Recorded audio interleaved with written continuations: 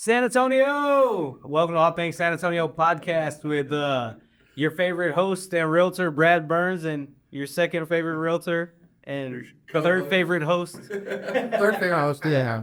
Ken Carter, and we're here with Manny Diotte, the Ferrari Kid, and we really appreciate you coming in today to all things San Antonio. Like, we just kind of start things off like we always do. Like, Brad was born here. I'm a transplant. Just kind of give your origin story to San Antonio. Yeah, I'm a transplant too. Glad to be here, gentlemen. First of all, born in Spain. My dad, who are out there in Spain, Granada. Okay. Yeah, they're in southern Spain, probably the best part of Spain. My dad was in the Air Force there. Met my mom, and transferred over to Texas. We were up actually in Big Springs, and then later, after I developed cancer, we came down to San Antonio, and I've been here ever since. Zig Ziglar said I wasn't born here, but I got here as quick as I could. So I feel the same way. Very much so, yeah. We quote Zig Ziglar a lot, actually. The more people you help get what they want, Yep, that's my favorite quote. In fact, I have him. Zig is like a second dad to me. Before I was at his funeral, he did the foreword to my first book, and I have that on video, that you can have everything in life you want if you help enough other people get what they want. A secret to making money. They'll serve more people. It is everything. Yes. It's fun, and it's funny because almost everybody that I know that has gained some wealth or whatever, they're always very genuine, almost to a fault. I mean, there's always the bad seeds, of course, Sure. right? But almost all of them have seen how they've been helped and they've been influenced by others, and it's like there's really are the most generous people that have, like, they really do give back. Yeah, there's the ones that, like to write the big checks, everybody sees them. And then there's the ones that you wouldn't even know it. And it takes us all. But yeah, it tends to be one of the attributes of successful people is giving back and be generous, for sure. Absolutely. So you did kind of allude to it briefly, like you said the cancer bed brought you to San Antonio. So that was a major impact in your life, and it's kind of brought you to where you are today. So how old were you when you were first diagnosed? Like, So I was 7 when I was given 6 months to live. I spent about 2.5 years in a hospital, had 3 years of chemotherapy, 3 years of radiation treatment, 61 surgeries. So what happened is we came to San Antonio to Wolford Hall. My dad was Air Force. And because my medical situation was so complicated, I was literally every weekend, like, bringing your priest, your pastor, your spiritual leader, telling my parents, your son's not going to make it to the weekend. Manny's not going to wake up Monday morning.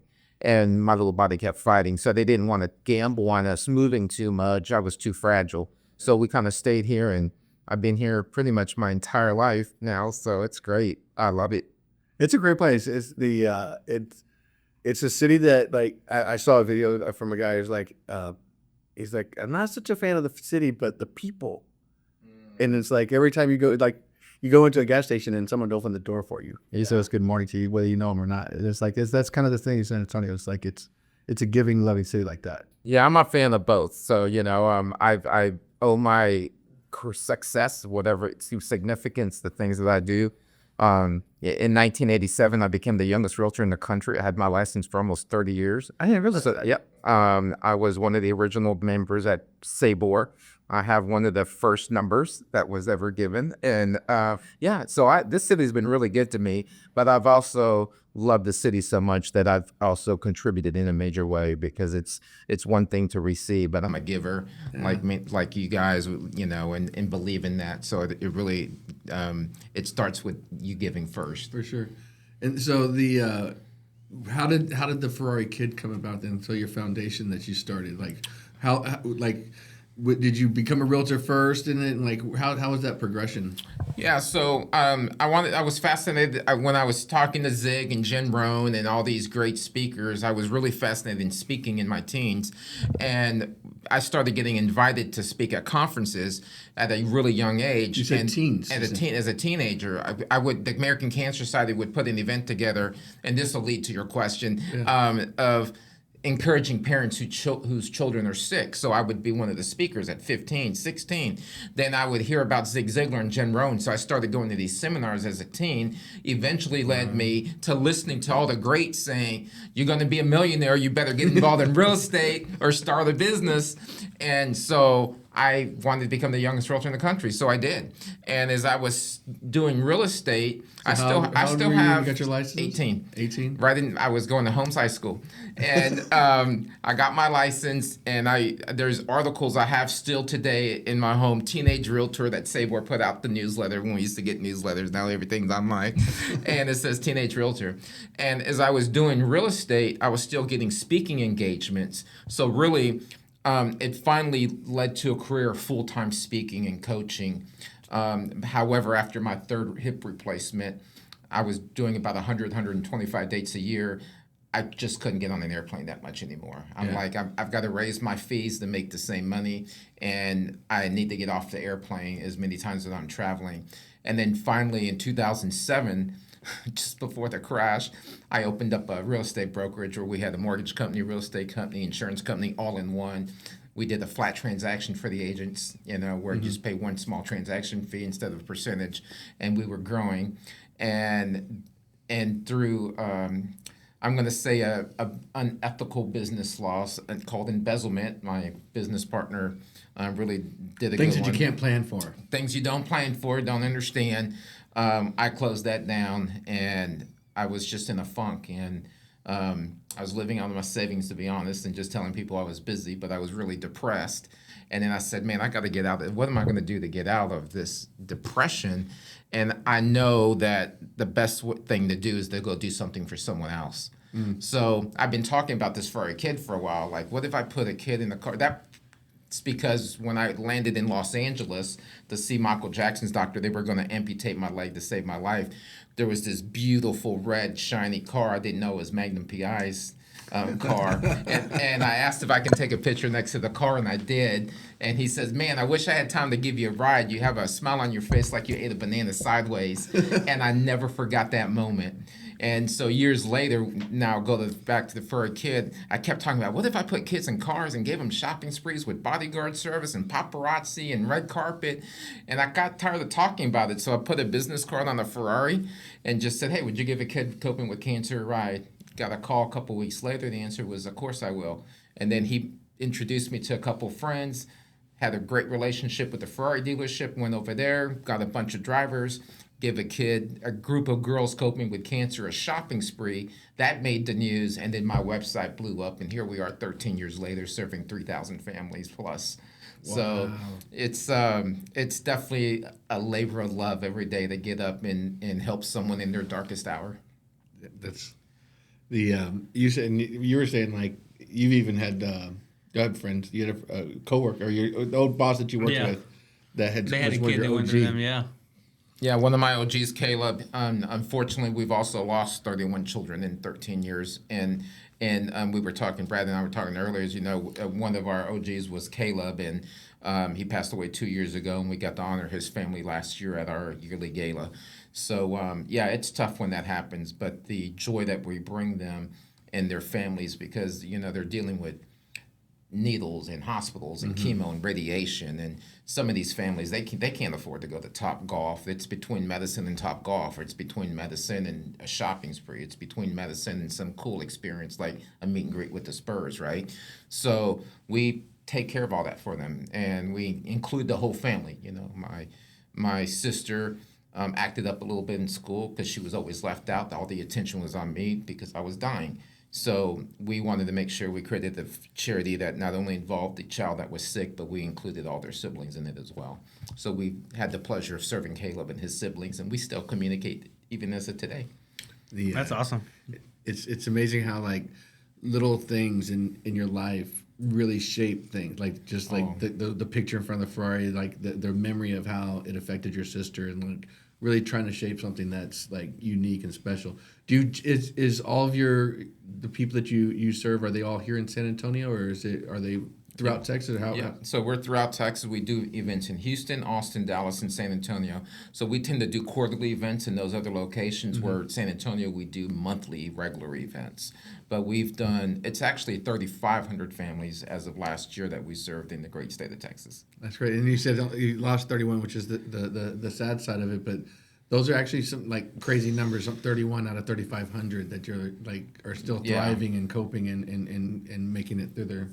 Yeah, it is a blessing to be able to serve so many amazing kids, and part of that number does include the siblings.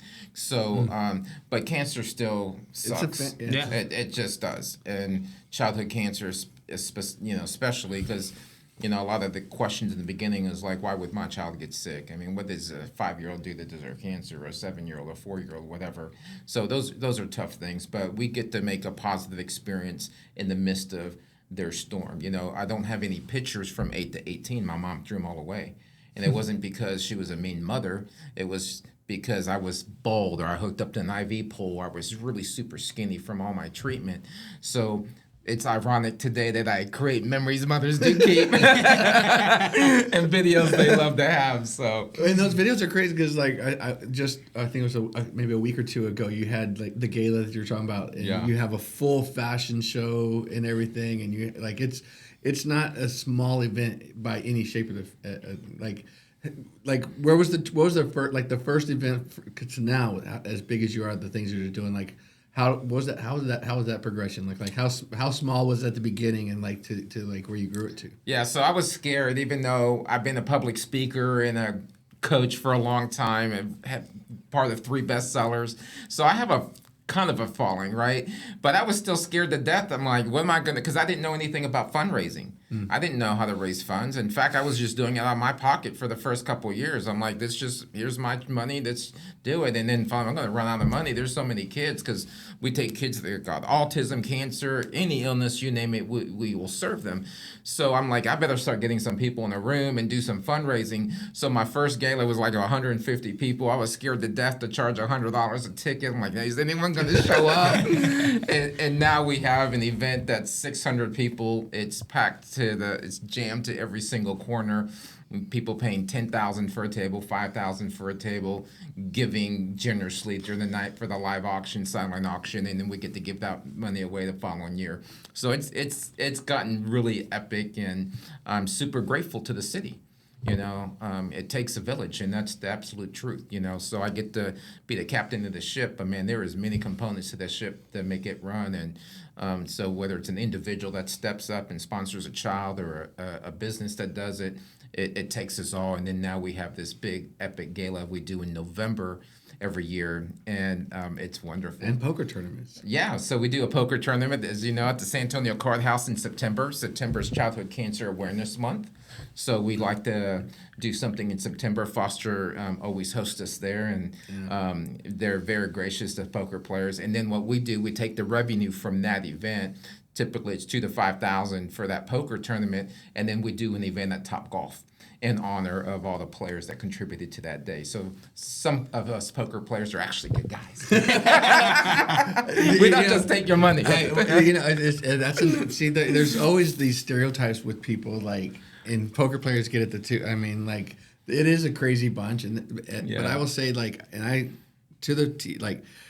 going to the card house, like, it's a private social club. Yeah. And it literally is the most diverse, socioeconomically, culturally, everything. And everybody's just getting along for the most part. You know what I mean? But, like, it's just, and everybody, I tell people it's like going into to high school cafeteria at lunch, and it's like, hey, what's going on? What's going on? So, and there's great guys, and very generous people as well. Yeah, and you wouldn't even know who you're sitting next to, what they own, how successful they are, what they've contributed to. But it's a good group of men and women that play cards, and I'm always honored to have my event there. And then, to keep my fund meter on max, I go there and donate once a month. I appreciate your donation. I don't play cards with you no more, Ken. I know better. I'm just a nit. I just don't like to play anything unless I'm going to win. I'm super competitive. I love hold'em. I look at poker the same way I look at investing in real estate. I don't get emotional. It's just the numbers. Do the numbers work? Does it make sense? If not, then don't play it. Yep, I'm the same way. I have that very same approach. I don't go on tilt. I have been the benefactor of a lucky turn or river or card, and so when that happens to me, I don't go crazy. I'm just you just take your licks. You know what your limit is, and tomorrow's a new day. If people realize how often I bluff them, they like. You're just saying that so I call you. You're just saying that so I can call you. See, that's a reverse. I call them strategic. He's bets. playing the long game. Yeah. So I'm gonna call his bluff, and it's gonna. But no, I haven't, Manny. So yeah. So Might be it's a 2 lot months of. from now, but he funny. planted the seed. Yeah, it's a lot of fun. The people have been very generous. I've had it there for 3 years now. This year will be the 4th year that we had a tournament there to raise funds for the Ferrari Kid, and it's just been good to know everybody. It is a melting pot there, and it's a good one though. It is. And I know that we're not going to shout out anybody right now, but I know you work with other realtors with that and stuff like to help build that up, which is great because it's even within the real estate community. It's such a small world and a generous one. It was funny when we walked in here. It's like you knew over half the people. I do. It's like, do you know people's wives? Yes, I do. I know. Not that well. Not that well. Let me look in the camera. Not like that. Yeah, I do. It's a small world. It's like we talked about earlier. I love being in the city. It's been really good to me. And I've been good to the city in the way that, we serve and help each other. So, yeah, being in real estate as long as I did, I've known a ton of realtors, a ton of mortgage people, a ton of insurance people. But it's great when we all say, yeah, we may be competitors in the marketplace, but we're going to come together for a good cause. And we're going to all tap into our circles to see what we can do to benefit the child. And so at the end, that's what makes this city so beautiful and why people open each other's door and so welcoming, because at the end, we are a kind of a big family that, and it's important to look out to each other. We don't have to function like some of the other major cities that are, dog eat dog. Yes, it's competitive here too, but we tend to lead with service. And I don't really even believe in competition. I believe what God has for me, you can't have, and what He has for you, I can't take away. And there's enough for everybody. And there's more than enough. But when people have that scarcity mindset, I gotta have this, and then this is mine. That tells me who they are, and probably not gonna be in my circle anyway. Yeah. So if you don't think abundantly and how we can help each other, it's probably we're not a good fit. Yeah. So how big is your dream with this? Like, because I know really people in our industry, and now that I know that you're really not now you're like part of our industry, it's like the same thing. It's like we always dream big. It's like how big can we make this, and like how many people? Like what's your 10-year goal? What do you want to do with this? Well, I don't want to say there's 36 Ferrari dealerships across the country, and I like to have one location at each dealership. But since we're talking about it, I have done site visits in Atlanta. Nice. There is a brokerage coming to the city that's based in Beverly Hills. I've been in Beverly Hills a few times, right?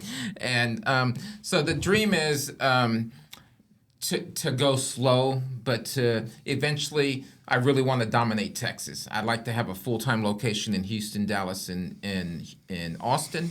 And before, I think we did a site visit in Georgia, and it's just a little different than being hands-on. So we're still small, like everything needs to be hands-on, and every dollar matters. So I don't want to just open up places to say I've opened up and we don't have any real momentum.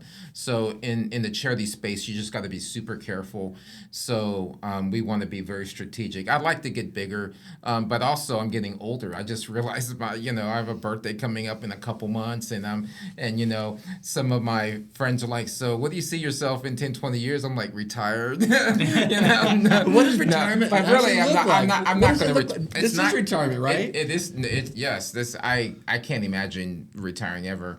In fact, they only talk about retirement once in the Bible. It's a form of my punishment. So I don't think I'm ever going to retire. I'm going to be, I think we talked about Zig earlier. He says I'm going to be refired and re-energized, but I'll probably do this till my last breath of air. I'll continue to speak and help people grow their business and coach them to the next level, because all that brings awareness to the Ferrari Kid, and that's what I do it for now. In the beginning, we talk about success. That was super important in the 80s and 90s, early 2000s. You got to be successful. And then we're like, that's easy. You want to be successful and make more money? Go serve more people. We figured out the formula.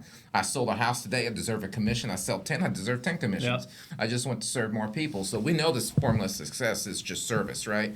But how do you take that and become significant? And then after that, how do you leave legacy? So right now, I'm in the significant stage. Like what I do matters. What I want to do matters. And one day when I check out, I want to leave a legacy where my last name matters. My kids, well, that was your dad, matter. That could open doors, and it could open things for the city. It could serve more children. So that's where it kind of like, it's not retirement for me. It's going to be success, significance, legacy, and God willing, He gives me a long time till I get to that place. So that But way it gives me- Ferrari Kid continues on long after you're gone. Yeah, and and it's I still hope- touching families. Yeah, I hope it does. That's the goal. I want it to survive despite me. They could honor me, but someone else can pick up the keys to the car literally and take it for a ride.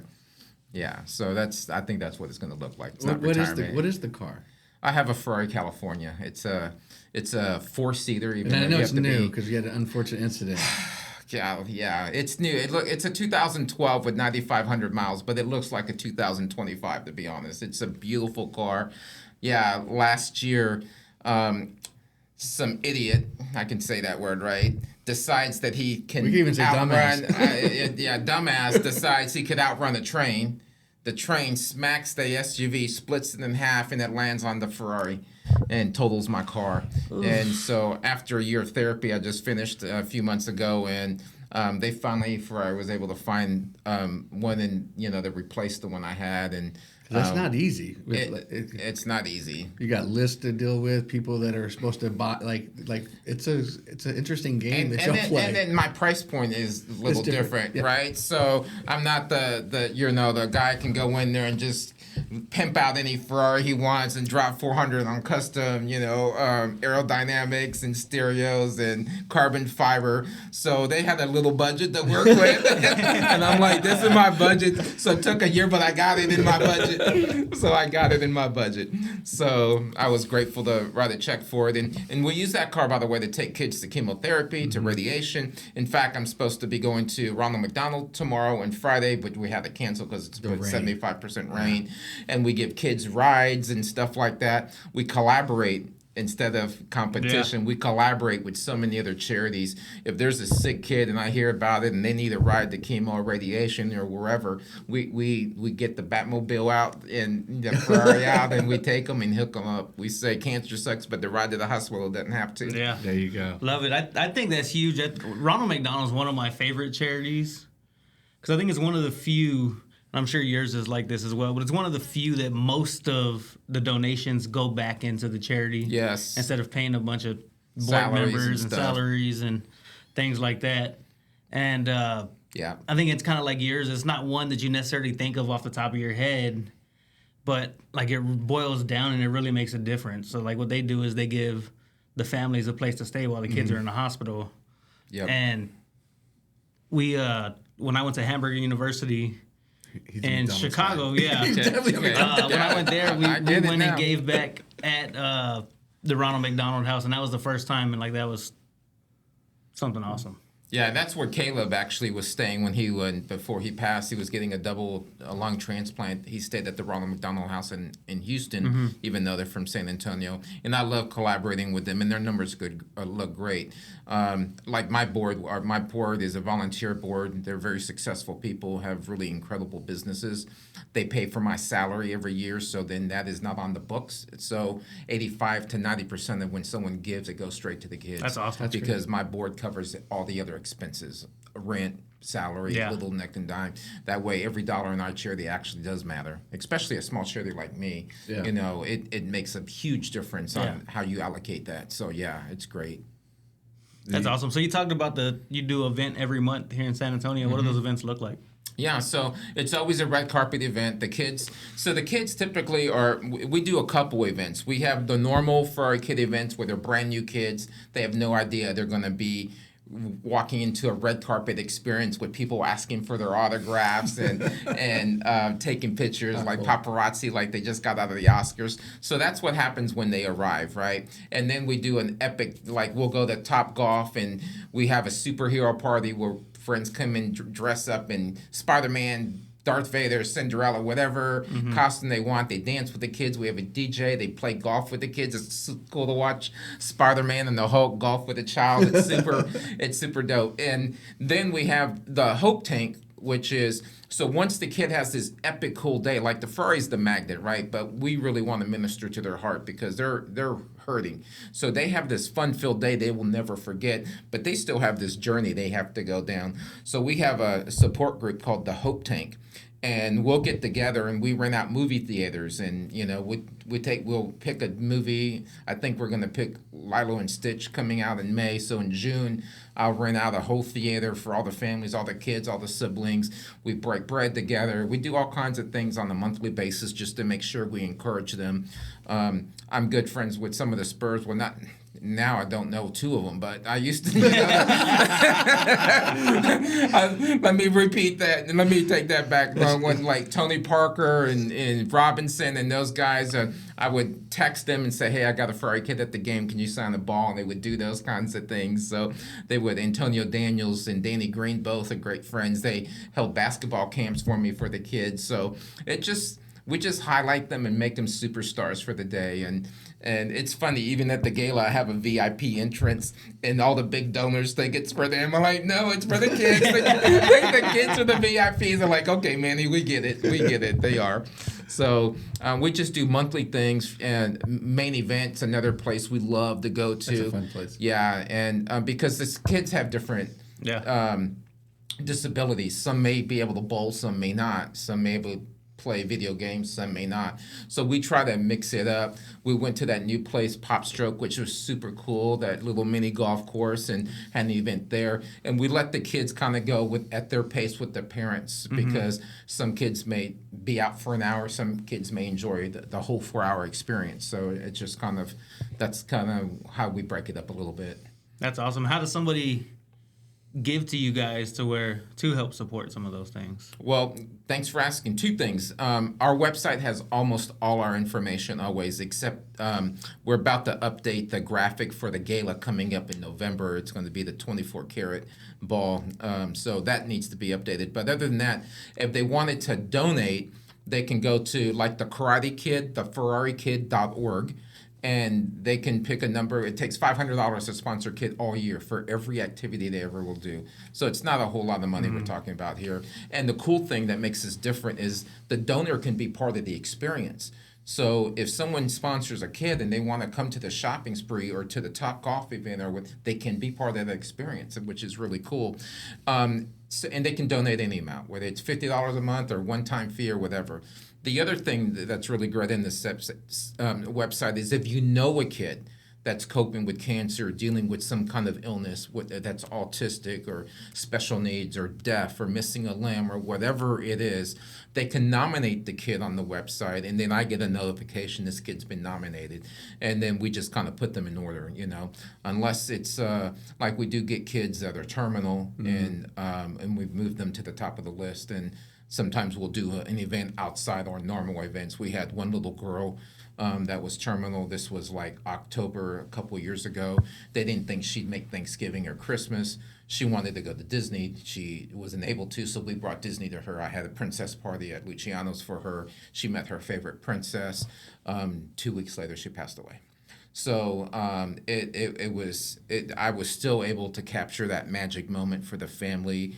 And instead of them thinking of all the negative things going on, they have pictures of she got to meet her favorite princess at this princess something dinner. positive to look forward to. So we'll do special events like that, especially if a kid maybe not able to deal with crowds because the immune system's small. We may do something just for that family. In her case, it was just a group of small girls and her family. So it was, instead of 150 people greeting the kid, it was just a group of 10 people, and that was just as impactful. That's awesome. The being still young, or 13 years, but it's like a smaller-ish and still hands-on, it really allows y'all to like kind of be nimble and flexible and really meet the needs. Yeah, we don't have a lot of red tape. I mean, it's like my cell phone's on the website. Superman answers the call, and there's no committee. Your kid's sick, no problem. I got you. I'm going to do something about it. So there's not a bunch of red tape or logistics or whatever. We do try to, in fairness, just keep in the order of, because we get a lot of kids in all the time. So, but the parents always get a call from us, and typically I'll say, hey, would your kid like golf? Would he like video games? Or does your kid like shopping? Or, and they'll say, I really want to be part of this event. And so we'll move them around, and we try to accommodate everything we can. And then we have those big events that everybody is welcome to. We even have a friend of ours, Dr. Tito Norris. He has the kids call it the Yacht out in Canyon Lake. And we do a sunset dinner every August. So we have all the furry kids. It's like a 2-decker boat. It's huge. And we'll have 75 families up there, and they get the jet ski with us, jump in the water, slide off the boat. He's got to slide on the boat. And then at dinner time, we go out, take the most amazing pictures as the sun sets, and come back in, and they have another cool experience. And he caters that whole event for us. So, yeah, it really does take a village, and we do all kinds of cool stuff for these kids. That's awesome. Those types of events and everything, like mostly here in San Antonio, around this area and stuff like that. Those are the types of connections you're building out in like Austin and Dallas and. Yeah, exactly. Because if anytime we can save money, like if someone says, "Hey, my friend owns the bowling alley in Austin," then we'll have an event at that bowling alley because they either give us at no charge for the kids, and we pay for the food. We always try to create a win-win. And I'm very conscious that I've been a small business owner my entire life, so I'm very aware of what things cost. So if for example, if a mini golf place, and there's a couple in San Antonio, right? If they say, hey, we'll sponsor the kids, let them come in, then I'll pay for the food. So I want them to have a win as well, because I know they're now going to lose 2-3 hours of revenue by having 50, 75 kids in there that we have per event typically. So I want to be able to do that. If someone knows of a bowling alley in Austin, Dallas, or some kind of special event, we typically say, hey, listen, if you comp the kids, we'll pay for the food. We want to create a win-win. A lot of charities want the whole thing comped. And of course we can. Some people are in a position to do that. But we want to leave a good impression where we can come back and they had a good experience. Not, wow, that was expensive. That wasn't, because I know how small business are. We go through roller coasters, It's 100%. We're eating at Kirby's one day, and then we're having, noodles the next. And everybody's asking for money. Everybody's asking for So I'm something. very aware of that, and very grateful for whether the gift is big or small, wherever they are at, we're always grateful. That's awesome. Yeah, it's a lot of fun. Nice. So how many? You said 3,500 kids since the beginning? Yes, since 2012. We started in 2012, and it's been great. And in the beginning, of course, it was just a few hundred. But once you get some media attention, and you get invited on like podcasts like this, and suddenly people flood the site, and there's always some cancer affects 1 in 3 families. Yeah. So if you're not dealing with it, your neighbors are, and in children, it's just a sad stat. So someone's always dealing, or someone's always knows. So our numbers just increase every year. And that's why our gala now is just out of control. I love it. It's our biggest event. Everyone comes together. I used to do a bunch of small little fundraisers like the poker event and things like that. That gets exhausting. We were doing 10 mini fundraiser a year. So we said, hey, listen, we're going to do a pickleball tournament we're doing in May. That seems to be the hottest thing on the planet right now. Who would have thought? So, in fact, I'm going to tell you how crazy this is. Last year on my board of directors, they said, hey, we should do pickleball. Everyone's into pickleball. So this is last July. I call them, set an appointment with the lady there who's in charge of the philanthropy section of the business. I'm like, we'd like to have a pickleball tournament. She goes, no problem. I can get you in May of next year. I'm like, what do you mean May next year? She goes, we're booked a year out. I'm like, it is that popular. Pickleball is that popular. So we have been waiting 10 months. But when May gets around, it'll be 10 months we waited to have this tournament. If it's not a huge success, it wasn't because you had lack of time to play. True that. They try to weed out the excuses. Yeah, for real. You got plenty of time to plan for this. It's going to be an amazing pickleball tournament. Yeah, it is. And then so I'm talking to my board members. I'm like, who would like to, lead that event? Because I lead the gala. That's like right now I'm in what we call just a regular season. If I use a football analogy, about 3 months before the gala, I'm in playoff mode. I'm a little bit more serious, and then Super Bowl's my night is. So I'm like, who's gonna lead that? And like 3 of my board members, like, I play once a week. I'm like what?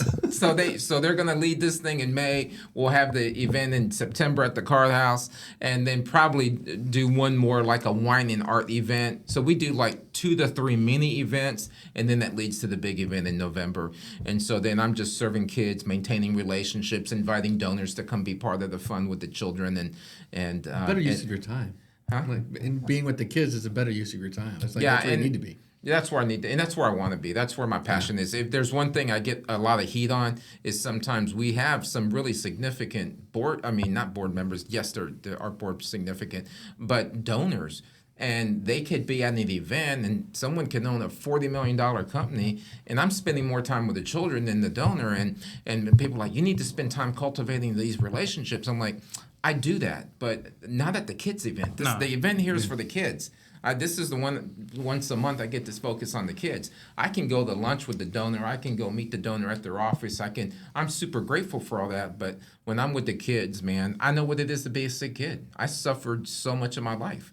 So if I can crack one more smile and do one more fun thing and create just an even over the top positive memory, I want to be present to do that. And I think they understand that now. That's just how I roll. Well, you talked about the website, the FerrariKid.org.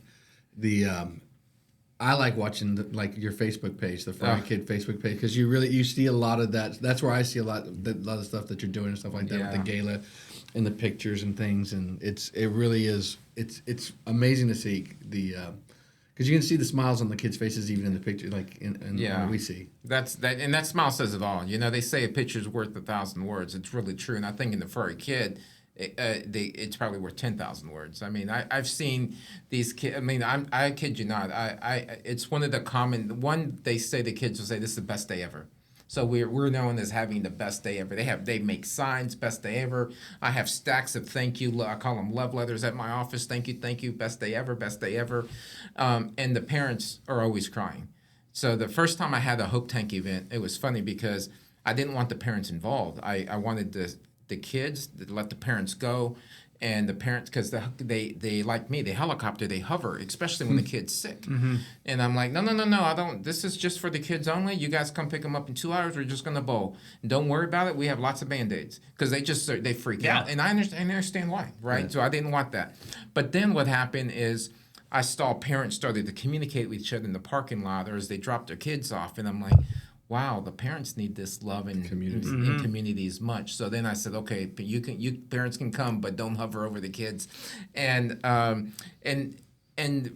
you crack these smiles and you get to know them in a very great way, and it's just super special to be able to do these amazing things. So if I can get one more smile out of them, and then the parents they cry, and it's like the first time I had one of the event, it's kind of like tears of joy. I'm like, man, did we do something wrong? Is your kid okay? And they're like, I haven't seen my kid smile in 2.5 years. I haven't seen my kid smile in 8 months. Jeffrey is one of our special needs kids. Jeffrey didn't have a friend. The first event he went to was an Antonio Daniels basketball camp, and he got to shoot basket. He loves basketball. Look at his Facebook today. We got him a basketball court for Christmas, actually.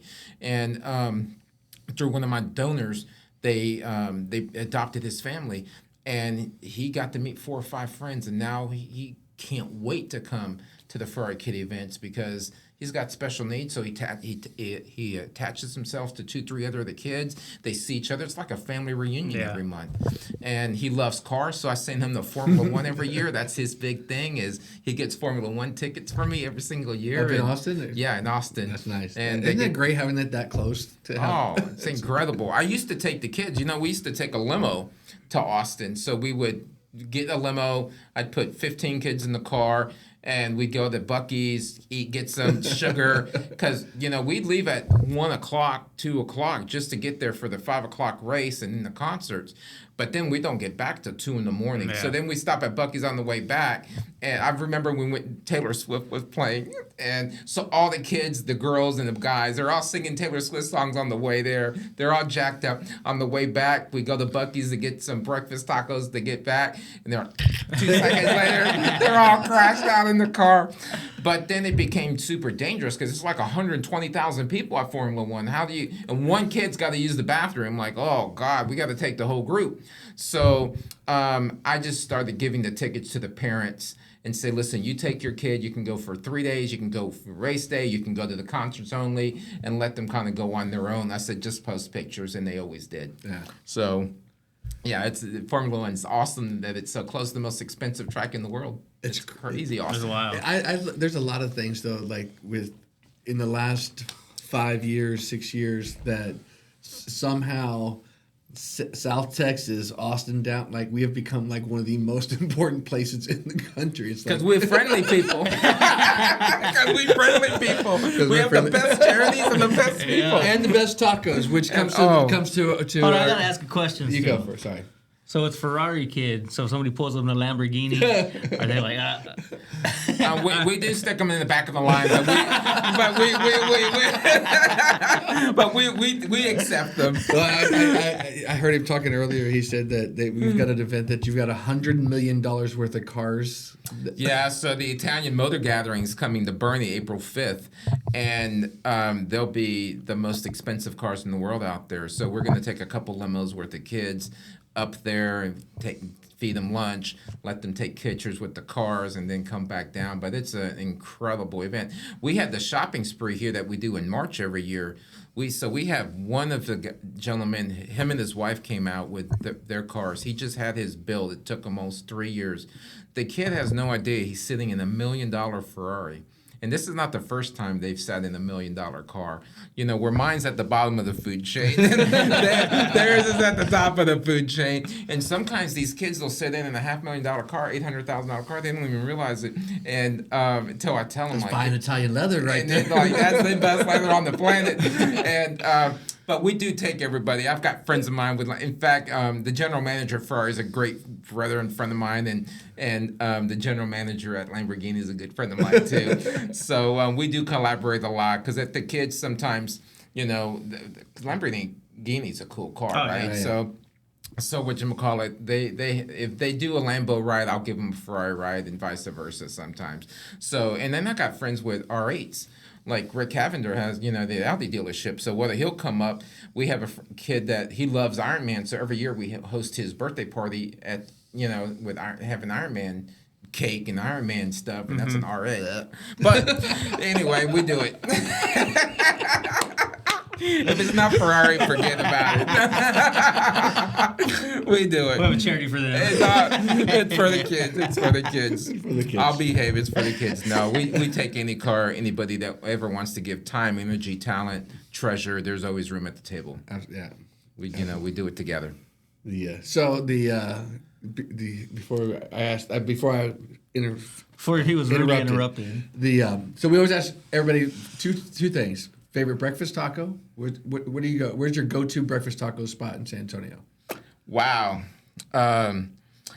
So I like Roberto's on 281 in Bitters. Yeah. Definitely chorizo and egg. That's the second person, I think in consecutive that has mentioned them actually. Yeah. And I think they're from California. Are they? I think so. Well, they make damn good tacos. They do. They got here quick enough to learn. Yeah, they make great tacos. Check. What's the second question? The best hamburger, San Antonio. Doesn't have to be completely fast food and everything. Like just good, fast casual. Fast casual. Oh. Or just best burger period. Best burger period. I'm gonna be honest. It's not gonna be very popular, but I like that P. Terry's hamburger. Oh wow! Super Austin of you. Yeah, is that where they're from? Super Ferrari of you. Well, Fuddruckers is no longer around, right? Fuddruckers is no longer around. The correct answer is Mr. Juicy. Though. Yeah, and Mr. Juicy for sure. Where's that at? It's on Northwest Military's. They've got one there, and there's the one on Hildebrand. But go to the one on Northwest Military. It's more seating. There's more seating, and And if I tell them you sent me, they charge me double. That's it. we are now close personal friends with it's Andrew Weissman from Uh-huh. La Rev downtown, like Yeah. everything. So it's his restaurant. So Okay. it is a But great we need to burger. have a Ferrari Kid there event there, little dinner and break bread and get it. I'll buy bet everybody he'd do it. hamburgers. Absolutely. Yeah, I'll get all the kids hamburgers. We're committing it. I said, I bet he would. Like, Yeah, you just come in and do it, and you say, "Hey, I'm here with the Ferrari Kids, and we verify this is delicious." I told Ken I went there last night and we met some clients there, and we were sitting there waiting on him, my wife and I. And the manager came up. He's like, "Hey, are y'all waiting on somebody?" We're like, "Oh yeah." And I've never had it at a fast food restaurant. "Oh yeah, waiting on somebody. Hey, y'all want something to drink while you wait?" Wow, nice. Like that's just the next level That's of like service. 80s Yeah. customer service, not And 2025. Everything, like if you when you get it to go, they won't close the bag because it makes the fries no longer crispy like immediately. Like his preference would be to have you actually eat there, and so that not and to his go. yeah, and the fries are like the crispiest fries, the bestest burger. All right, we always so- talk great about. So Mr. Weissman. this is what I like to do. I'd like to experience this. I'm going to take you both to lunch. So here in the next couple weeks, let's get do it it. on the calendar and let's go to Mr. Juicy's and have me a nice best burger Let's in do town. Yeah. Ken, All right. And we'll ask Brad. Andrew to join. And Yeah. we'll ask Ferrari Andrew Kid- to join and introduce you to him. And Absolutely. Yeah, that'd be great. Yeah, and because we do all these things all the time to just even break bread with Yeah, the kids, just For to, sure, you know. So. absolutely. Have him bring some burgers. We're speaking for people. Go to theferrarikid.org, donate, sponsor a child. Follow them on Facebook and you can see all the great things going on as well. So Thank you, gentlemen. Awesome. It's an Thank you so honor. much. Yeah, it was fun.